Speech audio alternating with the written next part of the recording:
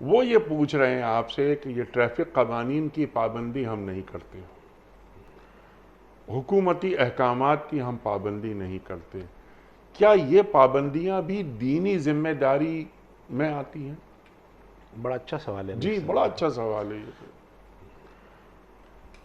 اگر ہم اپنا جائزہ لیں بدقسمتی سے ہمارے اندر یہ بات بیٹھ گئی، چونکہ ہماری ایک تاریخ ہے بر صغیر ہند و پاک کی، جی انگریزوں کے خلاف جد و جہد کی 90 یا 100 سالہ تاریخ ہے۔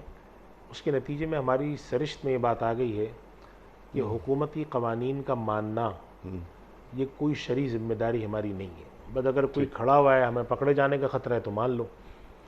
حالانکہ علماء نے اطیعوا اللہ و اطیعوا الرسول و اولی الامر منکم کی جو تشریح ہے، مفسرین نے قرآن کریم کی اس آیت کے بارے میں جو وضاحت فرمائی ہے، اس میں متعدد علماء نے یہ بات بڑی وضاحت سے لکھی ہے کہ حکومت وقت اجتماعی مصلحت کے تحت جو قوانین بناتی ہے، جس میں مفاد عامہ کا لحاظ ہوتا ہے، ان قوانین کو اگر حکومت وقت لازم کرے تو اس کی اطاعت بھی لازم ہے۔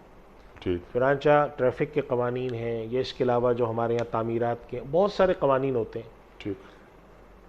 اب ہمارے یہاں لوگ سمجھتے ہیں کہ ان میں کیا ہے، اگر میں نے سرخ سگنل کی بتی اگر سرخ تھی تو میں نے اگر توڑ دیا تو کیا ہوا، کوئی فرق نہیں پڑتا، یہ غلط ہے۔